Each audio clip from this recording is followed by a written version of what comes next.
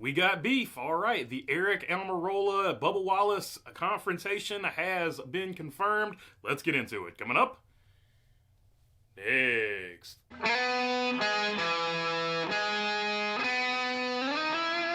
What's going on, everybody? Hope you're doing good this Thursday. All right, let's jump right into the quote.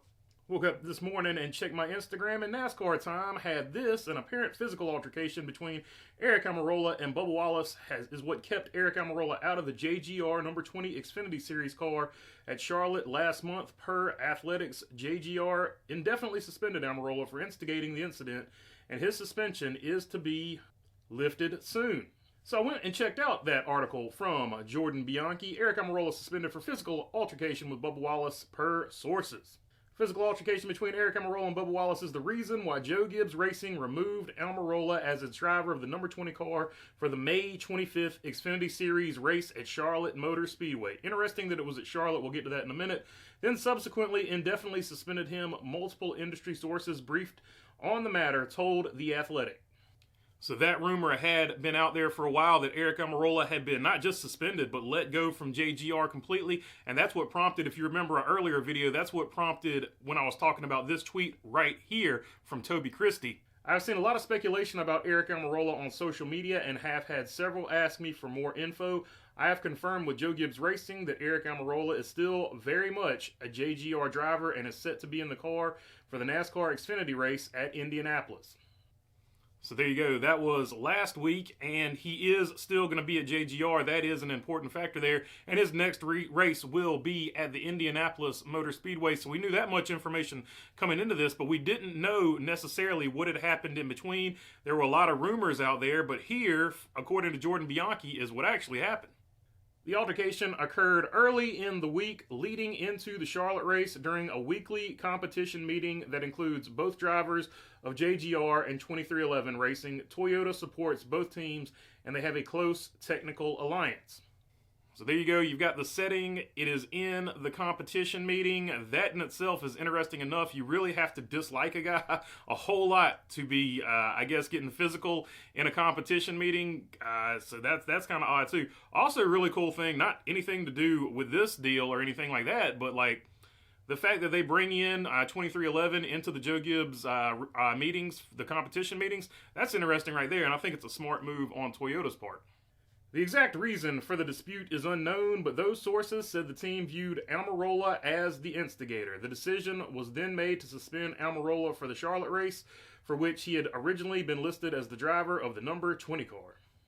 So that's the big one right there. Everybody was like, who started it? Who started it? According to this article, Aric Almirola was the one who started it. Let's move on to the next section of the article.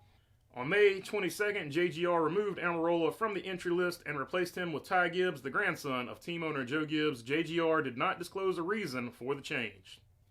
And so there you go. That is the reason for the change. Like I said, that's the reason the Toby Christie tweet came out back then, because they just pulled, it was listed Aric Almirola was the driver. They pulled him out. Ty Gibbs even said he didn't know until Wednesday that he was going to be the driver. So all that stuff happened pretty quickly. Nobody ever really got a real reason for it. Well, we got the real reason for it today.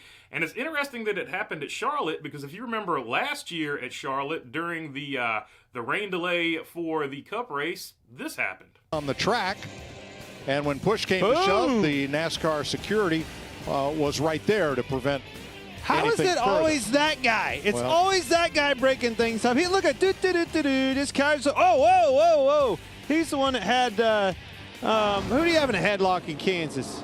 Wasn't it Kansas? Noah Gregson. Yeah. Man, that guy's always seemed to be. It just to give him a little bit more time. I would love to know what it was. So you saw that right there. This is not the first time that those two have had some type of issue. So this is a long-standing thing. So apparently, hopefully, as we go through the rest of the season, the future competition meetings or whatever, maybe you just set them really far apart, or you just have them come in at different times, or you have one of them do a remote viewing of the competition meeting. I don't know, because they just don't like each other, so it is what it is. You heard toward the end of that there, Tony Stewart saying that, you know, Aric Almirola, I wonder what he did to him. He's a hard guy to get rattled.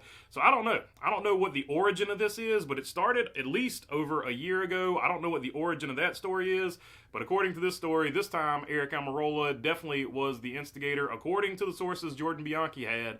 So, yeah, and it's another one of these NASCAR beefs, right? We've already seen this year Ricky Stenhouse Jr. versus Kyle Busch. That thing got huge traction, huge coverage. This one is going to get equally as much huge traction and huge coverage, even though there's no video of it.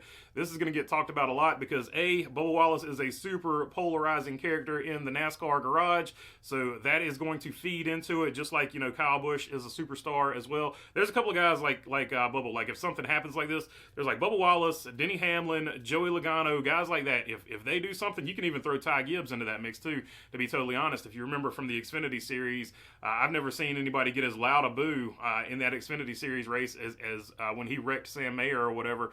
So, or actually when he moved Brandon Jones as well. The Brandon Jones incident got him equally as many boos too. So yeah, there's a handful of guys that are so polarizing that whenever something happens, it's a bigger deal than like if a normal dude or whatever that's not necessarily as hated had done something. So this is going to be, I would say, I wonder if this is going to be as big as the Kyle Busch, Ricky Stenhouse thing, or maybe this gets bigger. It'll be interesting to see how it plays out. But anyway, I just wanted to drop this one. Happened pretty early in the morning, so this, yeah.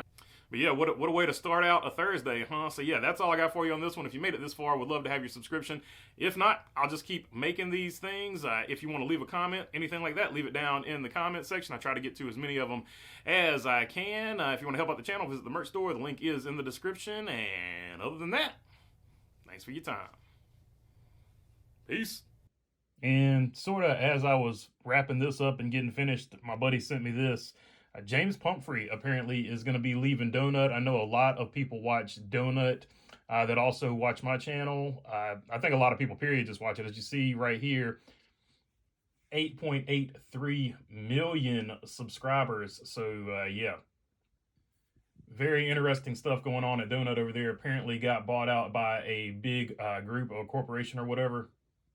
So James Pumphrey probably going to be joining here Zach and Jerry. Jerry, they started up big time, so we'll see if James Pumphrey joins them or what James Pumphrey is going to do. We did see that James Pumphrey unfollowed on his Instagram Donut, so that is what has led to the speculation that he is leaving Donut. So big stuff here. Of course, earlier last year, another massive car channel, Hoonigan, who was huge, the biggest channel of all time, they had a bunch of their original guys leave as well. You see there 5.72 million subscribers for Hoonigan.